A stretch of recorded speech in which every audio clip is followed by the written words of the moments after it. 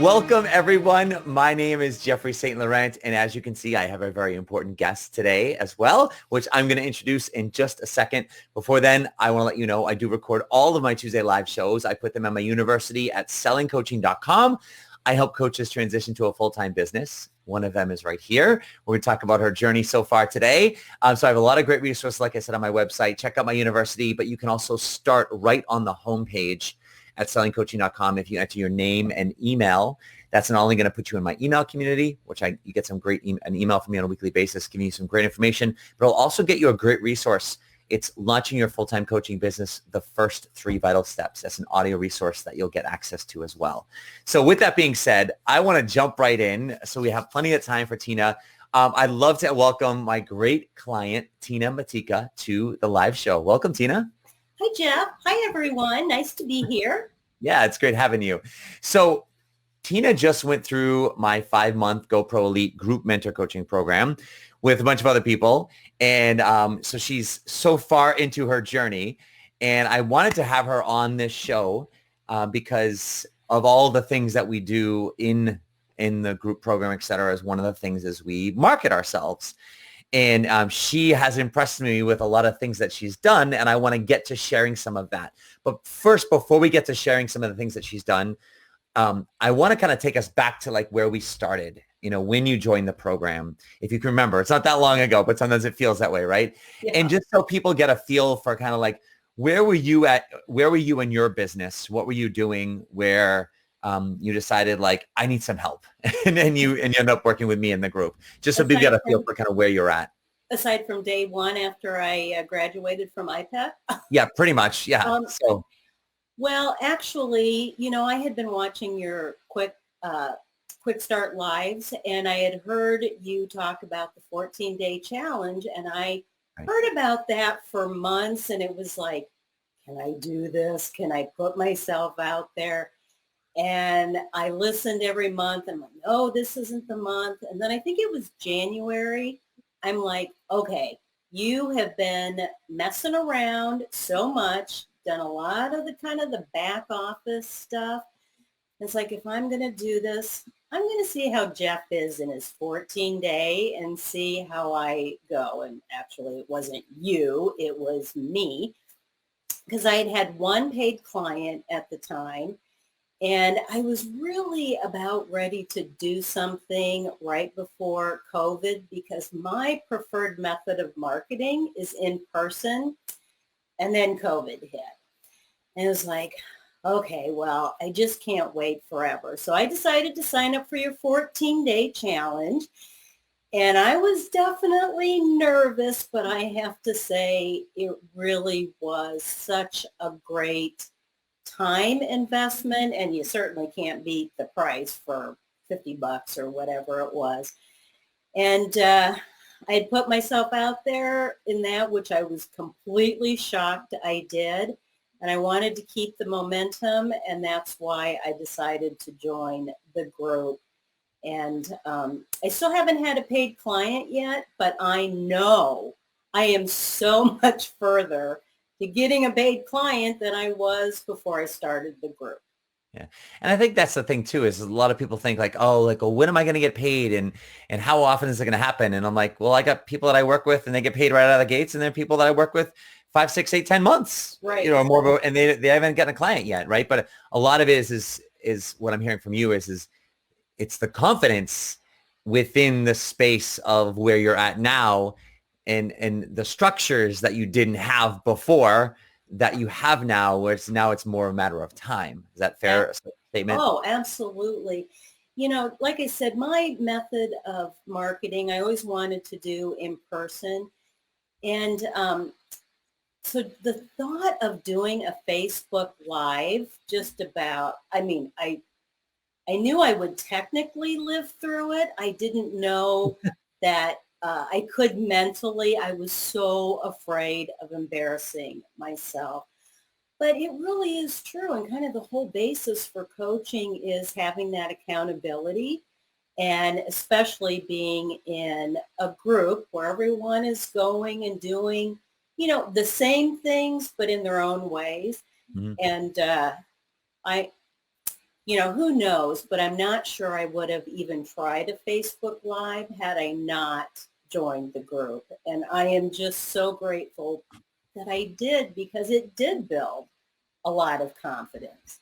Yeah. And I was so shocked that I didn't even look at all the things I could do better and beat myself up. I looked at them, I observed them, and I'm like, okay, well, next time I want to do this and that.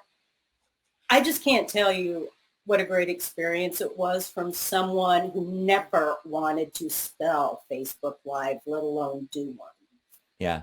Oh, just being able to start to speak your message. I think that's the big piece, right? Is now you get to speak your message. And so that's where we began. Like you said, you're pretty much starting from scratch.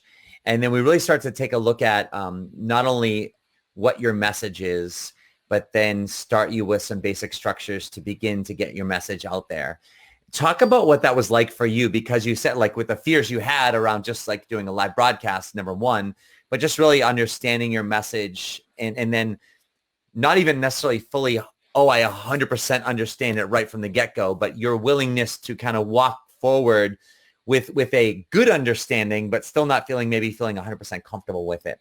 Yeah, I definitely made strides, and even this morning, I had even more insights about my message.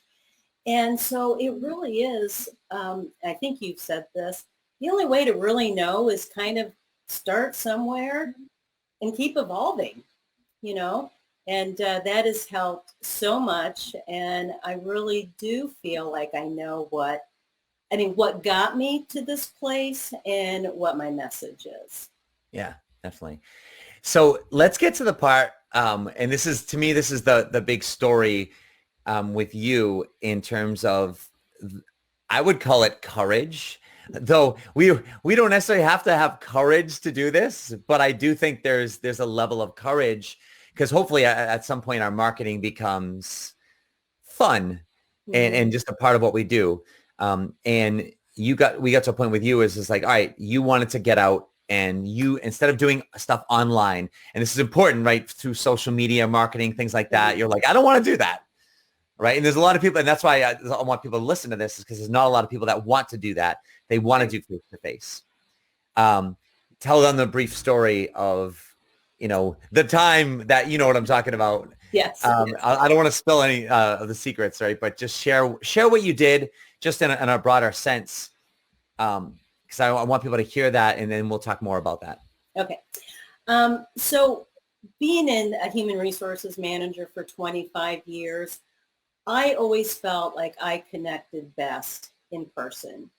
And it wasn't that I was against Facebook Lives, but I just felt more confident connecting in person. So when we got to that part, or talked about that part later on in the group, I started out, I had sent a couple of emails, just kind of cold emails, because where I live now, I literally know zero people except for my sister, because she talked me into moving here.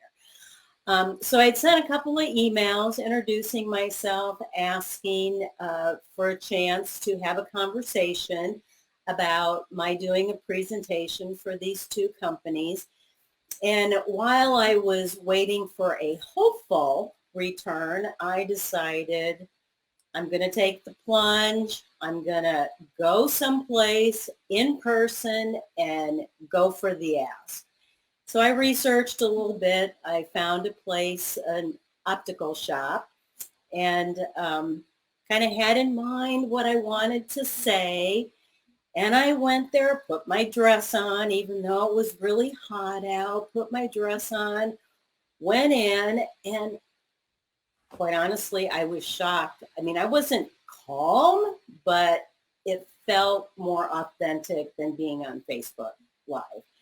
And I went in and talked to the receptionist, and she said that I could wait a little bit if I wanted to, but it was a doctor day. And so I had to wait, and it just wasn't happening. So she told me I could come back on Friday, which was 2 days. And so I went back again, and I saw the person that I needed to talk to, but he was with a client.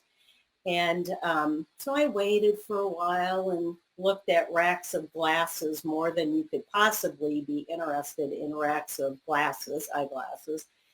And then a bunch of people came in. So I didn't get to talk to them, but I did follow it up with an email. But oh my gosh, I just was so proud of myself for taking that step. And I really did go in with not being attached to any outcome except for me going in and doing what I was trying to do. And so it was great. And I did follow up with an email. I haven't heard back, but I will follow up again. But I broke that first seal, which was really awesome. Yeah. And I think that's the big thing that I was impressed with is having done that myself before too as well. It's not an easy thing to do, especially like right out of the gates, starting off where you're starting off at, right? And the ability to get into that space where you're comfortable enough, right? There's a certain threshold you need to pass. It doesn't mean you're comfortable completely. It's a certain threshold that we pass where it says, I'm comfortable enough to actually take action and then go back again. And there's so many things that you could have told yourself as to why you couldn't or shouldn't do that and reasons, but you did. What was it that got you past the threshold of actually taking action? Because it was very easy to, like I said, talk yourself out of something like that. Well, like I said, I always had felt anyway that I wanted to do presentations. And while I hadn't really thought about the mechanics of what I would have to do, I was going along with the presentation route. So when we were in group and talking about that, I had done, I don't know, 9 or 10 Facebook Lives, and then a family emergency came up and I kind of got away from it. But I thought, this is my chance to try and start doing what I had thought I was going to do. And I thought, if you're not going to do Facebook Lives for a few weeks, going to start somewhere. And it really was my mindset that I was just going to do it because I know the old Tina would have sat in her car and thought about every single thing I was going to say, made sure I had it right. And I actually had something written up and I picked it up and I was like, no, just go in there and do it. You don't need your little piece of paper. And so it was my mindset at that time. I was just bound and determined that I was going to do it. Yeah. And I did it. There was a perspective you shared with your role. This was in the group, afterwards as well, that I thought was a really cool perspective that also helped you take action like that. You remember and I always forget exactly what it was, right? But you said like something, your perspective and experience with HR was, right? You didn't know going into, you had experienced something with HR that you didn't know. You see what I'm saying? I know exactly what you're share what it is, because I can't get it out, obviously. Yeah. But I found that to be a very strong perspective that I wanted other people to hear. So when I was in human resources, like a lot of human resources people, I was the one HR manager for like over 600 physicians. And being part of the leadership team, I was always encouraged to go to these networking events. But, it was so busy. And then when I would go to them, I felt uncomfortable. I felt out of place. I didn't exactly know what to say, especially since I wasn't trying to sell or recruit or, for me, there wasn't any perspective or there wasn't any upside to me networking. So I had a perspective of networking that was just not my place. I felt uncomfortable. And so when I went to do this in-person marketing, you had asked me, so how do you explain that you felt, as comfortable as I could for the first time? And it was, I had this history of not feeling very authentic, feeling like I belonged in these networking events, where what I was doing now, I didn't have any experience in it.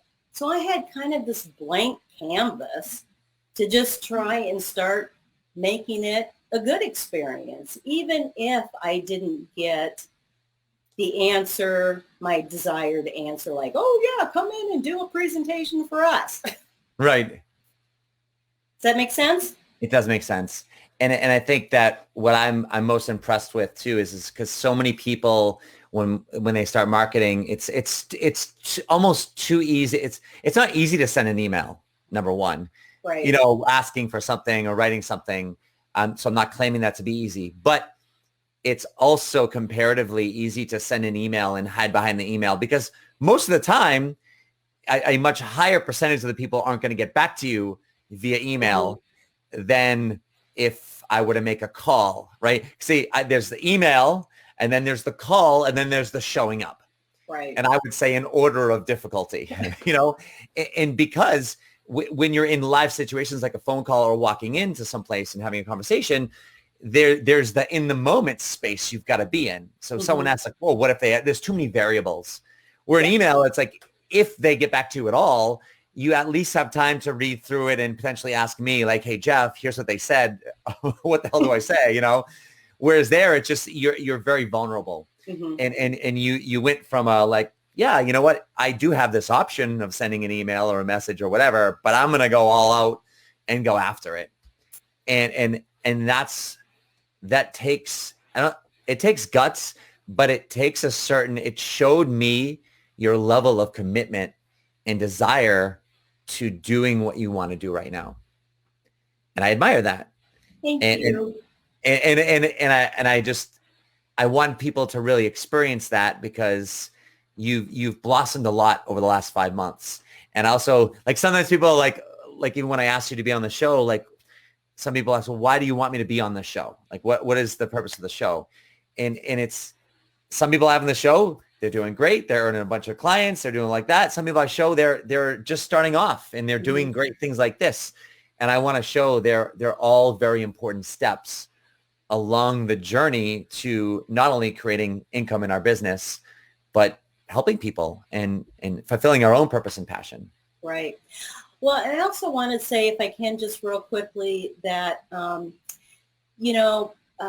the group had a lot to do with this, hearing what other group members were saying, hearing what you said. But I think I'm not all the way there, but I've really trained myself to look at all the opportunities in front of me. So yesterday, there's someone I did some pro bono coaching for, and she knows my sister, so we've gotten to be a little friendly. And she asked me if I would get on a call with her and this gentleman because they want to start a nonprofit, and it has to do with quantum computing. And I'm like, yeah, I can almost spell quantum computing. And I'm like, this is an opportunity. So I shared, they wanted some HR knowledge and advice. So I shared that with them. And at the end, I talked a little bit about personality assessments and my experience in working in organizations and what they did with them. So I wasn't dissing personality assessments, just how the companies I worked for was using them. And then I talked a little bit about the ELI, and it was planting a seed. It was not asking for business, but I thought, wow. I mean, that wouldn't even have crossed my mind probably several months ago. So we'll see if anything happens, but I did take the opportunity to plant a seed yesterday. Congratulations. That's awesome. Thank you. And that's, to me, that's the biggest thing is that every day, if we're out there finding opportunities to plant seeds and to open up conversations, if just one more person knows about who we are, what we do, how we can help than yesterday, that's marketing and whatever pace we can work at. So it's good to hear you're steadily keeping doing that, Tina, as well.